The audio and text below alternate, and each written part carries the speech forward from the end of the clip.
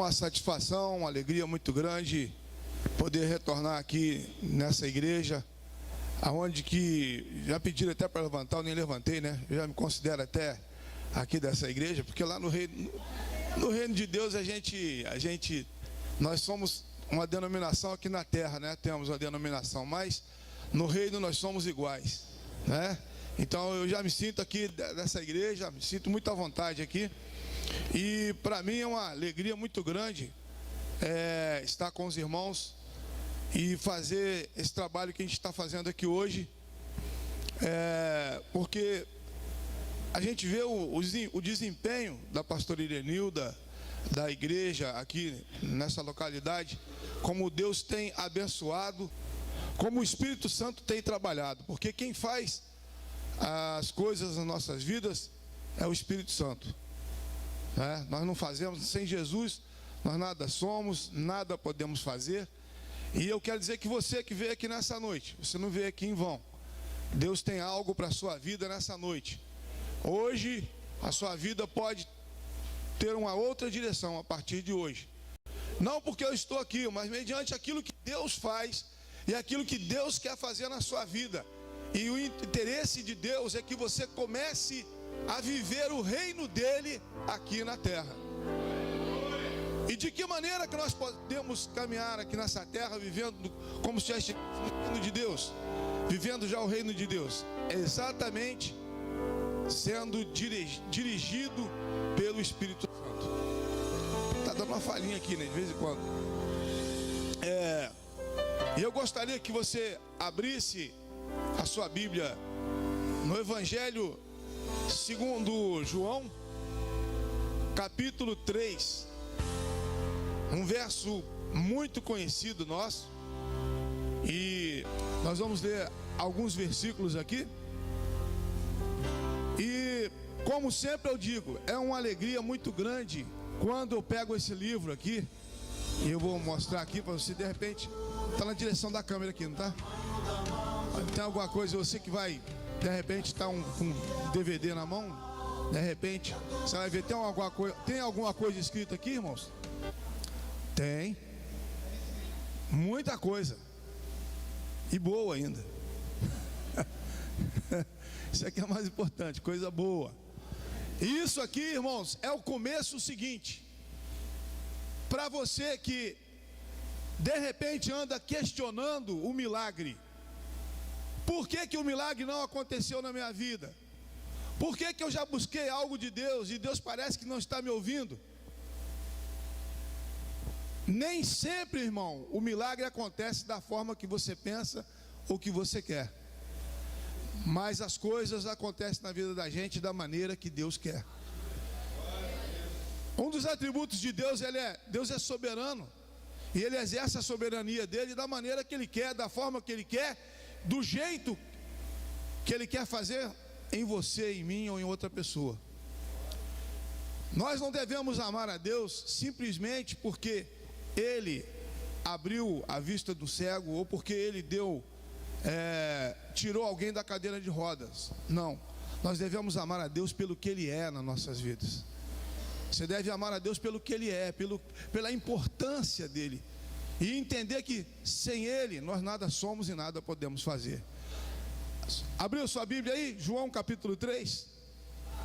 No capítulo 3 e no verso 16 você encontra assim, olha: porque Deus amou o mundo de tal maneira que deu o seu Filho unigênito, para que todo aquele que nele crê não pereça, mas tenha a vida eterna. O 17: porquanto Deus enviou o seu Filho ao mundo, não para que julgasse o mundo, mas para que o mundo fosse salvo por ele. Vamos repetir o 16 todos aí em alto e bom som, vamos lá? Porque Deus amou o mundo de tal maneira que deu o seu Filho unigênito, para que todo aquele que nele crê não pereça, mas tenha a vida eterna. Amém? Senhor nosso Deus, nosso Pai, muito obrigado por esse privilégio que o Senhor nos concede de estarmos aqui falando do teu amor nesta noite, ó Pai. Ó Deus, expressando aquilo, ó Deus, que Tu tens feito em nossas vidas. E eu te louvo agora, Deus, pela vida desta igreja, pela vida de cada um dos meus irmãos aqui, pela vida da pastora Irenilda, pela vida desse ministério. E agora, Senhor Deus, toda a ação do inimigo nós repreendemos aqui nesse lugar, em nome de Jesus. Pois nesse lugar agora, Senhor, reina o Teu Espírito. Os Teus anjos estão acampados aqui ao nosso redor. O diabo pode estar ao derredor, mas ao nosso redor estão os Teus anjos. E nesse momento, toda ação, toda seta maligna, nós aniquilamos, nós repreendemos no poder que há no nome de Jesus. E que o Senhor possa nos usar como instrumento nas Tuas mãos, ó Deus. E que vidas venham ser alcançadas nessa noite. É a nossa oração em nome de Jesus. Amém. Irmãos, nós precisamos de entender uma coisa, que quando recebemos Jesus em nossas vidas, nós morremos para esse mundo. A gente sabe que a natureza humana, nós vemos aqui, né, Deus no verso 16, quando diz que Deus amou o mundo de tal maneira, nós estávamos irremediavelmente perdidos. Em Adão, com a queda de Adão, nós fomos levados ao pecado. E daí então o Espírito Santo, né, o Espírito de Deus já deixou, o homem passou a viver na sua própria forma, na forma humana, e cometendo erros, pecados daqui e dali. Então Deus agora manda Jesus Cristo. Vem Jesus agora para restaurar a minha vida e restaurar a sua vida. Porque até então nós estávamos destituídos da glória de Deus. E agora Jesus vem para nos instituir novamente no reino de Deus e ter uma vida, a vida que Deus queria para Adão. Agora esta vida volta agora através de Jesus Cristo para mim e para você. E Jesus, ele veio, ele já conquistou na cruz do Calvário para mim e para você. E hoje, você que ainda não tomou posse dessa bênção, você que ainda não tomou posse daquilo que Jesus conquistou para você, hoje é o seu dia. Independente de qualquer coisa, independente das circunstâncias, independente das dificuldades que tem te abalado, dos obstáculos, o Senhor, Ele nesta noite, Ele quer fazer algo novo na sua vida. Eu posso falar isso porque, queridos, nós vemos na antiga aliança, aonde o deficiente, ele não poderia participar de muita coisa, não poderia participar de nada, né? Era excluído, porque tinha quem tivesse alguma deficiência, e não podia ser nem sacerdote. Com a vinda de Jesus Cristo, a coisa ficou tão boa, que Ele nos libertou de tudo isso. E é por isso que a palavra de Deus em João 8,32 diz: e conhecereis a verdade, e a verdade vos libertará. Então nós somos libertos através de Jesus Cristo. Então começa por aí a trajetória. O meu testemunho começa exatamente por aqui. Eu nasci numa cidade chamada Divino das Laranjeiras, num distrito que chamava Central de Santa Helena, na cidade de Minas Gerais, lá no meio do mato, lá na roça. E quando eu nasci, não tinha médico, foi parto em casa, né? E com esse tempo, com isso o tempo foi passando, e chegou a hora que eles descobriram, minha família descobriu, minha mãe e minhas irmãs lá, descobriram que eu tinha uma dificuldade para enxergar. Não dava para ver, o comportamento era diferente um pouco, né, das crianças de visão. E quando me levaram então para o médico, um oftalmo, e ele constatou e disse o seguinte: olha, o menino realmente, ele não vê nada, ele não vai enxergar. E o médico ainda colocou alguma coisa na cabeça da minha mãe, dizendo que o meu olho esquerdo ia crescer, ia chegar a um ponto que ele iria estourar. E dali para cá começou aquela luta, né? Aquele corre, e a preocupação, porque normalmente Quando alguém tem alguém deficiente na família, surge muitas preocupações e as opiniões também, né, das pessoas em relação àquilo, dizer coitado desse menino, coitado dessa senhora que tem um filho que não enxerga, ou que é paraplégico, ou seja lá a deficiência que for, sempre acontece isso. Concordam comigo? É ou não é? Então, foi o que aconteceu com a minha mãe. E ela preocupada, minhas tias preocupadas e orando então para que o olho não viesse crescer, e o olho realmente não cresceu. Eu via um pouco, via pouca coisa com esse olho esquerdo, e coisa mínima mesmo, não dava para ir muito longe, uma distância como daqui lá no Davi, lá na mesa de áudio lá, dava para ver que tinha alguma coisa, tinha um vulto ali, mas não dava para identificar. E dentro desse testemunho eu quero colocar para você o seguinte: talvez tenha alguém aqui nessa noite que vive um problema desse, ou conhece alguém que vive uma situação dessa. Meu querido, a postura, se você é cristão, não é temer, não é desesperar, não é ficar apavorado, mas é acreditar em Deus. Uma das coisas que aconteceu comigo, e foi um ponto negativo, é que à medida que eu fui crescendo, eu completei 4 anos e 5 anos, 6, e ouvia dizer de uma doença chamada varicela. Essa doença, o pessoal dizia, se isso aí pegar e sair no olho da pessoa, a pessoa fica cega, totalmente cega. Aquilo bateu na minha cabeça e complicou mais ainda, que eu falei, já não estou vendo direito. Se eu pego esse negócio, e aquilo era uma coisa que estava dando em todo mundo, né? Muita gente estava pegando aquilo ali, e eu tinha um medo terrível daquilo. Se eu soubesse que tinha alguém na rua da direita que tinha aquele negócio ali, eu não queria nem ir para o lado de lá, eu queria ir para o lado de cá, medo de pegar aquela enfermidade. Isso, irmãos, quando você tem medo de uma coisa, o diabo, ele sabe do que está acontecendo e ele começa então a movimentar as coisas para o lado ruim. E aquilo foi uma coisa na minha vida, foi uma coisa ruim, que essa varicela veio exatamente, pegou e saiu dentro do olho esquerdo. E eu acabei perdendo o olho esquerdo, apareceu essa mancha aqui, que até então não tinha mancha nenhuma no meu olho, e eu perdi esse olho todinho.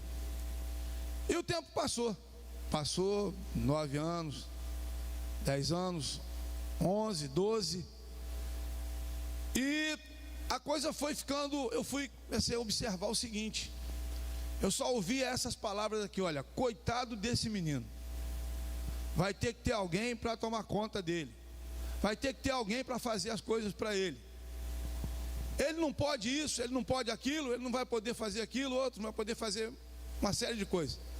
E eu pergunto, quem aqui já ouviu esse não pode na sua vida aí? Quem já ouviu, eu não posso, você não pode isso não é para você? Quem já ouviu isso? Muita gente aqui já ouviu, né? Quem ouviu, diga amém. Amém. Pois é, eu ouvi tudo isso. E ainda ouvia mais, né? A palavra lá, coitado, ceguinho e tal. E soa mal pra caramba, né? E assim foi. Só que quando eu completei 13 anos, eu tinha um conhecido nosso que tinha sido aluno do Instituto Benjamin Constant aqui no Rio, e ele, quando ele ia lá em Minas, ele ficava assim, você tem que ir para o Rio, você tem que estudar, e o medo de sair de casa, porque o cuidado da família é uma coisa complicada, porque todo mundo fica, menino não pode, e você começa a viver num ambiente onde não pode, coitado, ele não vê, ele não enxerga, aquilo fica tudo negativo. É o que acontecia, tudo muito negativo. Só que Deus ele é tremendo, ele é maravilhoso. Ele tocou no meu coração e eu cheguei aqui, vim aqui na casa da minha irmã aqui no Rio, e encontrei com esse rapaz. Eu falei para ele, olha, eu gostaria de estudar, rapaz, eu quero estudar. Coração apertado, medo, porque eu nunca tinha saído de casa, não tinha ficado fora de casa. E ele ficou tão contente que ele falou assim: eu vou te arrumar um colégio particular para você começar a aprender o braille. Aí eu fui para o Instituto Evangélico de Cegos, que era o nome do instituto, lá no Engenho de Dentro. Quando eu aprendi o braille, com 14 aulas, eu já lia o braille, já escrevia o braille. A sede era tão grande de aprender, que com 14 aulas eu já estava manuseando o braille já lia, escrevia. E então ele falou assim: olha, eu vou conseguir uma vaga para você no Instituto Benjamin Constant, que é o colégio especializado para deficiente visual, fica na Avenida Pasteur, na Urca, Colégio Federal. E ele então conseguiu uma vaga para mim lá. No ano seguinte eu fui para o Instituto Benjamin Constant. E quando eu saí nas férias de julho, quando eu retorno para a escola novamente, o que acontece?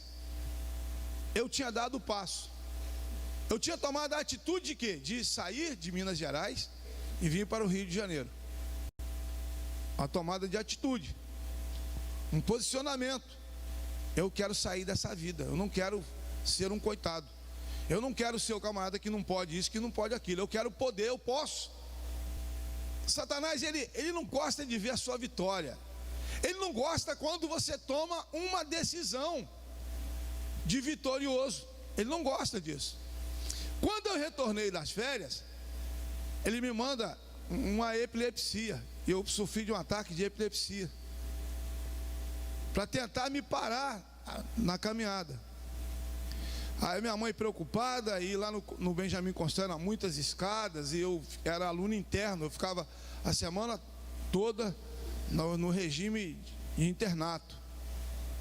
E a gente tinha que subir escada sozinho, descer e tudo mais, fazer tudo sozinho. Lá a gente trabalhava, né, a gente estudava de manhã, fazia curso profissionalizante à tarde, e fazia um outro curso de apoio de 7 às 9 da noite ainda. Quer dizer, a gente estudava o dia todo.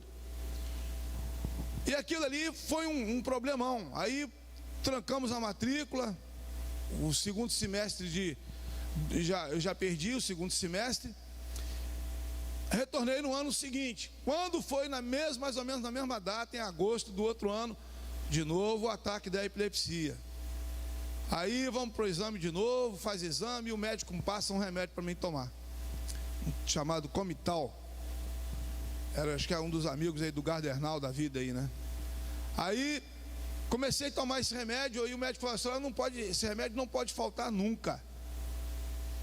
Só tem que comprar bastante mesmo. E ela comprava 500 comprimidos e deixava guardado lá para a gente tomando aquilo ali. E em 1973, então, meu pai resolveu mudar para Belo Horizonte para eu estudar no Instituto São Rafael.